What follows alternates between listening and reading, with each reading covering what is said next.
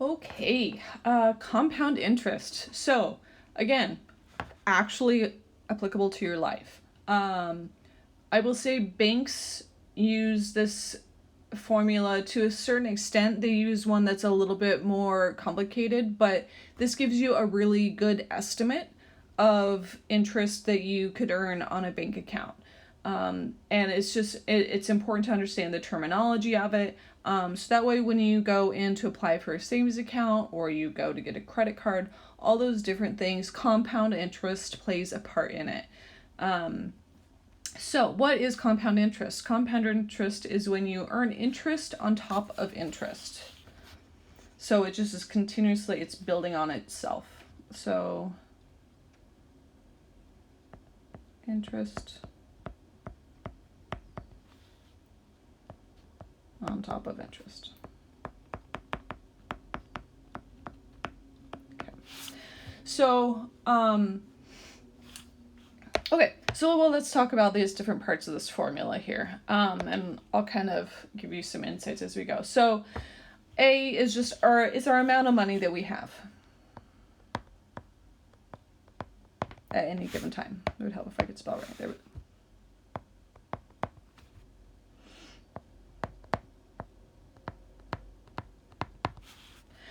P is what we call our principal, and I am spelling it correctly. It's like principal, even though I know that's like Saskia, the principal. It is also the principal for this. So the principal is the amount of money that you're depositing. You're putting into the account. So your deposit. Really your initial deposit. There we go. Okay. R, as always, is our rate. So that's your interest rate.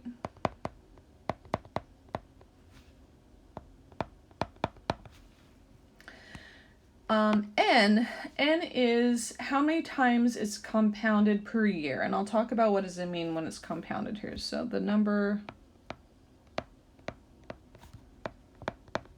of times, that's a weird M.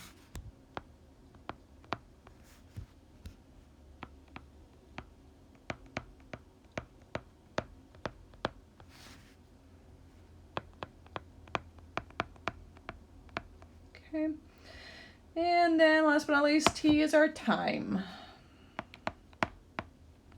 Okay.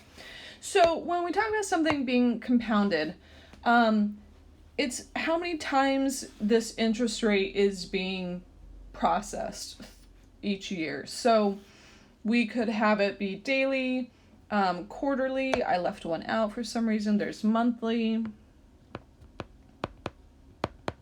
need to fix that. So we got daily, monthly, quarterly. So daily 365.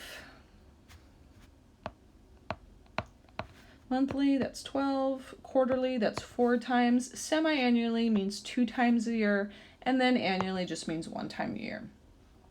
So I would say most banks and most credit cards, all those different things are done on a monthly basis. However, sometimes interest is compounded continuously, and that's a whole nother ballgame. It involves E, which is actually a number. And we're not going to get into that in this math class. If you go further on in math, you might learn about E and how it is used. It's kind of interesting. If you're curious, go ahead and look up a YouTube video or something about E and how it plays a part in compound interest. But we're going to stick with just ones that are pretty basic for us. So you deposit sorry, that is not 5,000. You deposit 40,000 into an account that pays 2.92 annual interest. That's a really good interest rate, by the way. Like, really good. Okay. We want to find the balance after 2 years. If it is compounded with the given frequency. So first we're going to do quarterly. So we have our I want to get my colors right. Here we go. Okay. So our principal, the amount that we're putting in is 40,000. So that's our starting amount. Then the 1 is always in that equation. That's something I didn't really talk about up here. So let me go back and talk about what this is doing up here. So we take our initial amount, our principal, and then the 1 represents the 100% that you already have. It's going to make it increase, right? We always have 100% of what we've got. But then our interest rate is being broken down by how many times it's being compounded.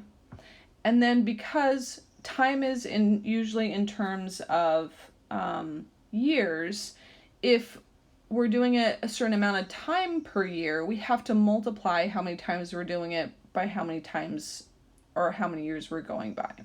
Okay.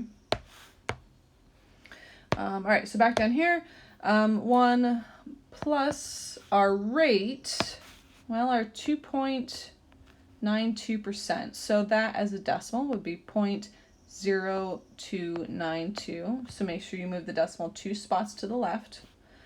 So I'm going to put that in here because that goes in for my rate. Then it says for this time we're compounding it quarterly. So I'm going to divide it by 4. And then we have that 4 again because that is we're doing it 4 times for 2 years, sorry. So putting this into the calculator is really important, how you do it. I would suggest doing it this way. So listen carefully to how I do this. Do the 0.0292 divided by 4. Hit enter. Add 1. Hit enter. Raise that to the 8th power because 4 times 2. Get that, hit enter. Then the very last thing is you multiply by the 40,000. That will get you the correct answer. So that's following our order of operations. We do the division that's inside the parentheses. We add it to the 1. We take what's in the parentheses. You raise to the exponent. And then the last thing you do is your multiplication outside. If you really don't want to do it that way, very carefully, you can put in parentheses if you have a graphing calculator. So how I would do that, and I'm going to erase it afterwards though because I just don't have enough room. So 1 plus and then parentheses 0.0292 divided by 4, double parentheses, usually use the caret button to the 4 times 2. So that is how I would type it into a graphing calculator.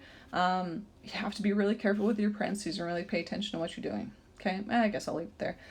So anyways, you do all that math and you get 42,396.60 approximately. So I'm gonna do this quickly. And that's money. So that's label our money there. So 2 years, $2,000, over $2,000. That's pretty good. All right. So now we're gonna do it daily. So the only thing that's different is our number that we compound it by. So we're gonna do 365 is what we use as our daily amount. Do I know that there's not always 365 days? I do, but it's the general number that we use for that. And then we're going to raise it to 365 times 2. And practice putting that into your calculator. You should get 42,405.5. So, the reason that the daily will get you more money versus quarterly is you're earning more interest more often. Well, you're earning interest more often. And so what happens is if you're compounding it daily, you're getting a little bit of money added each time. And then that money is earning interest. And then that money is earning interest. So it's building on itself more than doing it only 4 times per year. But it's important to remember that we're using the same interest rate each time on this one, and then just compounding it a different amount. So if you have the same amount of interest and it's compounded more times per year, you will get more money. Okay. All right. Let's flip to the next page. Really, I only have one star problem. I'm shocked by that. All right. Oh, and I have a typo in it. Okay. All right. So Sam has $74,000, sorry. Let me try that again. $74,826.89. We're being very precise in his savings account right now. He invested his money for 2 years. I guess I just really like 2 years as my yearly amount. At exclamation 0.6%. That's supposed to be 0.6%. Sorry. So 0.6%. And you're like, whoa, that's super tiny. We were just doing 2.9 something percent. 0.6% is actually not that far off from the percent that a lot of savings accounts have you earn. So the higher the interest rate, honestly, a good interest rate, like a really good one, is around 1 point something. Most savings account, if you have a savings account, I would encourage you to go look at your interest rate. It's really tiny, probably. When you get more money in your account, you can look at banks that have better interest rates. Credit unions are really good. Okay, that's my little spiel on that. All right. So he's got 0.6% interest that he's earning. It's compounded semi-annually. So I want to know how much he deposited 2 years ago. Sorry. All right. Let me back up because I feel like I read that wrong the first time around. So Sam currently has $74,826.89 in his account right now. He had invested 2 years ago some amount, we don't know, with 0.6% interest, and was compounded semi-annually. So what I'm asking you to do is I'm asking you to work backwards. I've given you the amount, and I want to go back to the principal. Okay, so the amount that he has is 74,826.89 equal to some principal. We don't know how much it is. We don't know how much he deposited. We know that we always have the 1 there. We know his interest rate. His interest rate, it's gonna get a little bit funky here, right? Because that 0.6%, that's the percent. I still need to change it to an actual like decimal. So I move it 2 spaces over. So I have 0.006. Oops. As my rate.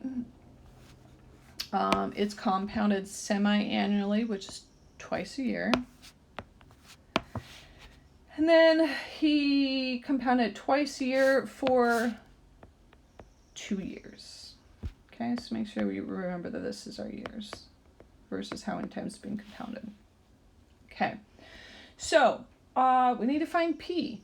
So what I can do is I can this is all numbers, right? And it's being multiplied by P. So let's find out what this number is. So I'm going to do 0.006 divided by 2. I'm going to add 1 to it. I'm going to take that and I'm going to raise it to the 4th power. When I do all of that, papers are sliding, sorry. Let's make it orange because I don't know. Why not?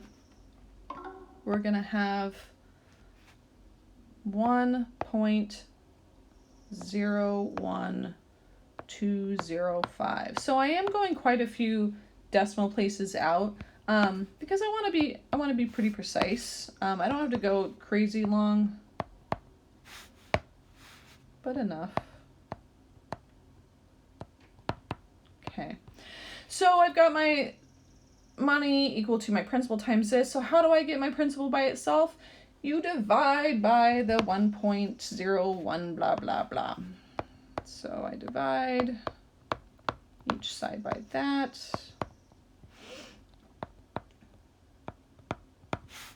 So I get that my principal, So the amount that was deposited 2 years ago, $73,000, $935. I keep on saying this so weird. I'm sorry. I don't know what's up with me today. $73,935.70. Okay. Whew. All right. And that's money. Okay. Not crazy. Let me look at your worksheet real fast. I feel like, oh yeah, I shorted it for you guys. Yeah, I think we're good. So, if something comes up, as always, ask me a question.